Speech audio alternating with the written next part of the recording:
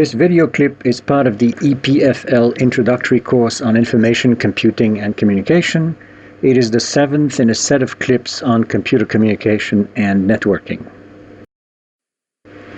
It will explain the basic principles of how routes through the internet are calculated and stored into the routing tables in a completely distributed fashion.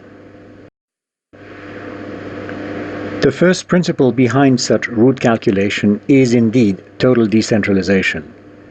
Contrary to former circuit switch telephone systems, there is no central authority defining an overall global routing plan. Routes are defined and computed by hearsay, but this loose process, in the end, leads to defining the shortest routes between any two computers. Every router regularly informs its neighbors of all the routes that it knows about and their length in terms of how many hops are between itself and every one of the destinations that it knows about.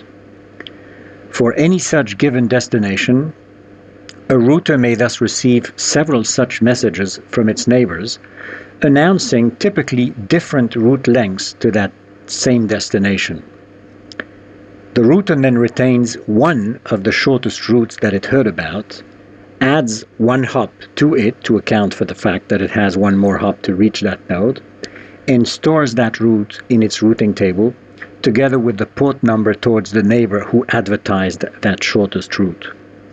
Routers thus have absolutely no knowledge of any connections between communicating computers at the edge of the network.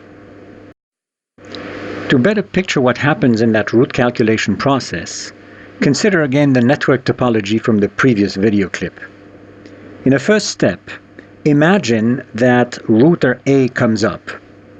When it does so, it simply announces itself to its neighbors with a hop count or a route length of 0 since it is itself. It doesn't need to have even one hop to reach itself.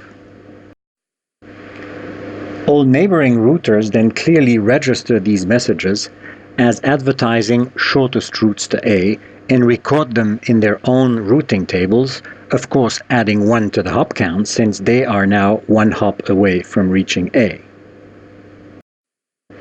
In the ensuing seconds, every router that heard about A will inform its neighbors that it is now one hop away from A. So A will itself receive 3 messages from its neighbors telling it that they are one hop away from it. Of course, A will ignore all these messages because it is itself 0 hop away from itself and doesn't need to go through anything to reach itself. C, D, and E will also receive such messages from one another, and they will equally ignore those messages since they all 3 already know about A and know that they can reach it in one hop. B will, however, receive the same message from D, but B never heard about A so far, so it will certainly not ignore the message.